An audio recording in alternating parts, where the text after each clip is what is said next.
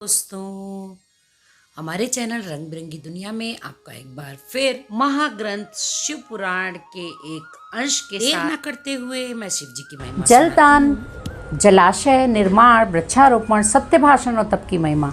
सनत कुमार जी कहते हैं, व्यास जी, जलदान सबसे श्रेष्ठ है।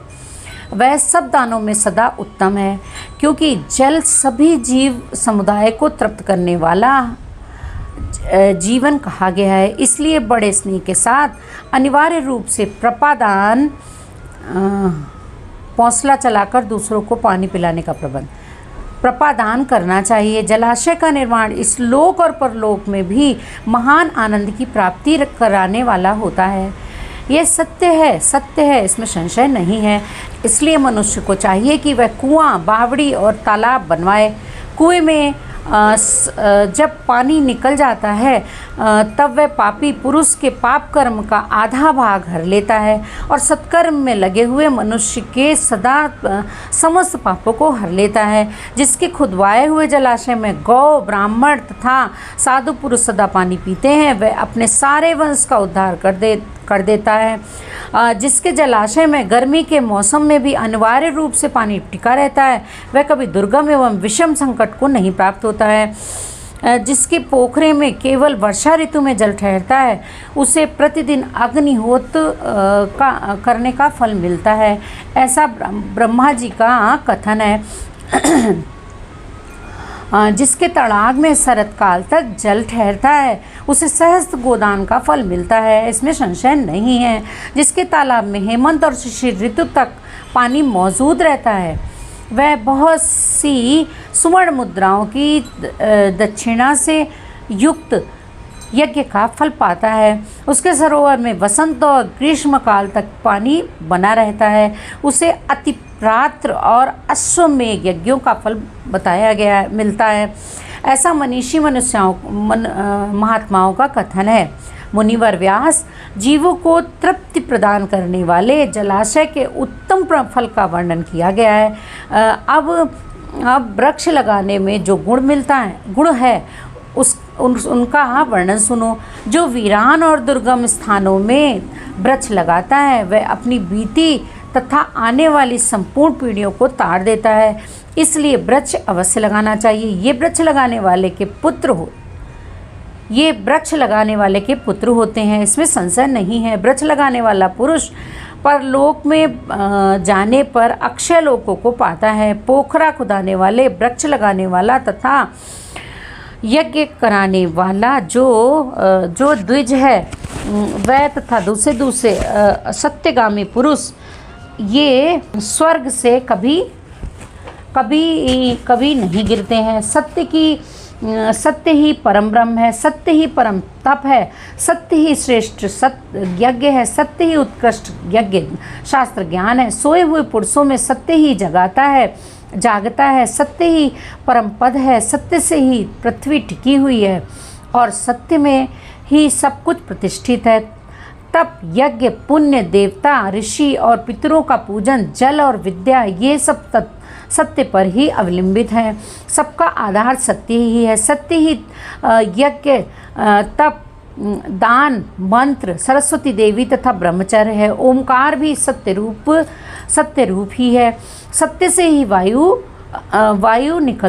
चलती है, सत्य से ही सूर्य तपता है, सत्य से ही आग जलाती है और सत्य से ही स्वर्ग टिका रहता है। लोक में संपूर्ण वेदों का पालन तथा संपूर्ण तीर्थों का स्नान केवल सत्य से सुलभ हो जाता है। सत्य से सब कुछ प्राप्त होता है, इसमें संशय नहीं है। एक सहस्त्र अश्वमेघ और लाखों यज्ञ एक और तराजू पर रखे जाएं और दूसरी ओर सत्य हो तो सत्य का ही पलड़ा भारी होगा। देवता, पितर, मनुष्य, नाग, राक्षस, चराचर प्राणियों द्वारा समस्त लोग सत्य से ही प्रसन्न होते हैं।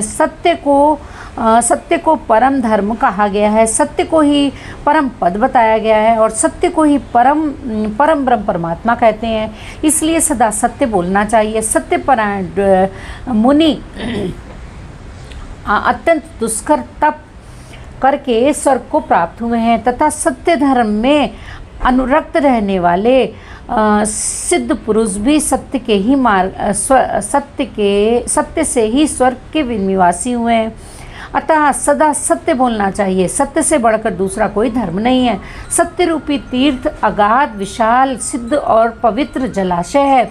इसमें योग युक्त होकर मन के द्वारा स्नान करना चाहिए। सत्य को परम पद कहा गया है। जो मनुष्य अपने लिए, दूसरों के लिए तथा अपने बेटे के लिए भी झूठ नहीं बोलते, वे ही स्वर्गगामी होते हैं। वेद, यज्ञ तथा मंत्र ये ब्राह्मणों में सदा निवास करते हैं, परंतु असत्यवादी ब्राह्मणों में उनकी प्रतीति नहीं होती। अतः सदा सत्य बोलना चाहिए। तदंतर तप की बड़ी भारी महिमा बताते हुए सनत कुमार जी ने कहा, मुने, संसार में ऐसा कोई सुख नहीं है जो तपस्या के बिना सुलभ होता है। तप से सारा सुख मिलता है।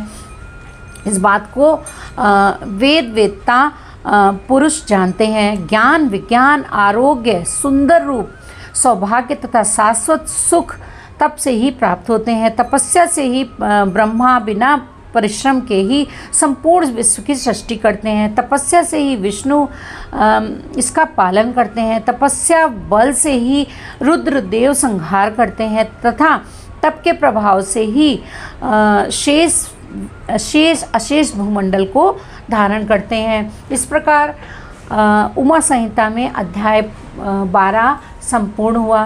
तो इसमें मैंने बताया कि सत्य से हमें किस किस वस्तु की प्राप्ति होती है और तप से हमें क्या मिलता है। आगे मैं बताने जा रही हूँ वेद और पुराणों के स्वाध्याय से। वेद और पुराणों के स्वाध्याय तथा विविध प्रकार के दान की महिमा, नरकों का वर्णन और उनमें गिराने वाले पापों का दिग्दर्शन, पापों के लिए सर्वोत्तम प्रायश्चित, शिव स्मरण तथा ज्ञान के महत्व का प्रतिपादन। सनत कुमार जी कहते हैं, मुने, जो वन में जंगली फल मूल खाकर तप करता है और जो वेद की एक ऋचा का स्वाध्याय करता है, इन दोनों का फल समान है। श्रेष्ठ द्विज वेदाध्याय से जिस पुण्य को पाता है, उससे दूना फल वह उस वेद को पढ़ाने से पाता है। मुने, जैसे चंद्रमा और सूर्य के बिना जगत में अंधकार छा जाता है, उसी प्रकार पुराण के बिना ज्ञान का आलोक नहीं रह जाता है। अज्ञान का अंधकार छाया रहता है। इसलिए सदा पुराण का अध्ययन करना चाहिए। अज्ञान के कारण नरक में पड़कर सदा संतप्त होने वाले लोग को जो शास्त्र का ज्ञान देना समझाता है, वह पुराण वक्ता अपनी इसी महत्ता के कारण सदा पूजनीय है। जो साधु पुरुष पुराण वक्ता विद्वान को ज्ञान का पात्र समझकर बड़ी प्रसन्नता के साथ उसे उत्तमोत्तम वस्तुएं देता है, वह परम गति को प्राप्त होता है। जो सुपात्र ब्राह्मण को भूमि, गौ, रथ, हाथी और सुंदर घोड़े देता है, उसके पुण्य का वर्णन सुनो। वह इस जन्म और परलोक में भी संपूर्ण अक्षय मनोरथों को पा लेता है और अश्वमेध यज्ञ में फल का भी भागी होता है। मुनीश्वर, जो पुरुष भगवान शिव की कथा सुनता है, वह कर्मों के विशाल वन को जलाकर संसार से तर जाता है। जो 2 घड़ी, 1 घड़ी तथा 1 क्षण भी भक्ति भाव से भगवान शिव की कथा सुनते हैं, उनकी कभी दुर्गति नहीं होती है। मुने, संपूर्ण दानों और संपूर्ण यज्ञों में जो पुण्य होता है, वही फल शिव पुराण सुनने से अविचल रूप में प्राप्त हो जाता है। व्यास जी, विशेषता कलयुग में पुराण श्रवण के सिवा मनुष्यों के लिए दूसरा कोई श्रेष्ठ धर्म नहीं है।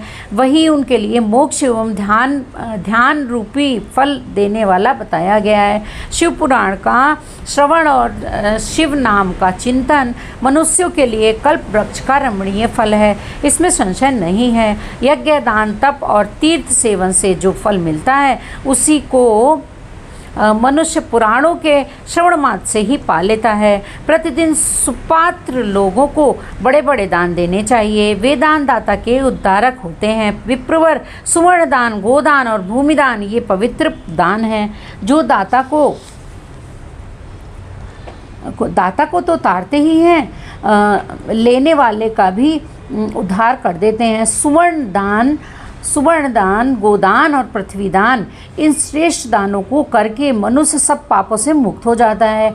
तुलादान की बड़ी प्रशंसा बताई गई है, बड़ी प्रशंसा की गई है। गौ और पृथ्वी के दान भी प्रशस्त और समान शक्ति वाले हैं, परंतु सरस्वती का दान इन सबसे अधिक उत्तम है। नित्य गुही जाने वाली गाय, छाता, वस्त्र, जूता, अन्न और जल, ये सब वस्तुएं याचकों को देनी चाहिए। ब्राह्मणों को तथा अपीड़ित याचकों को संकल्प पूर्वक धनादि वस्तुओं का दान किया जाता है। उससे दाता मनस्वी होता है। लोक में जो जो अत्यंत अभीष्ट और प्रिय हैं, वह यदि घर में हो तो उसे अक्षय बनाने की इच्छा वाले पुरुषों को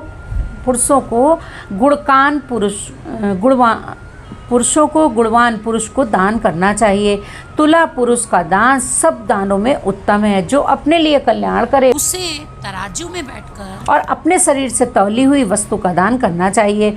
दिन में, रात में, दोनों संध्याओं के समय, दोपहर में, आधी रात के समय तथा भूत, वर्तमान, भविष्य, तीनों लोकों में मन, वाणी और शरीर द्वारा किए गए अपने सारे पापों को तुला पुरुष का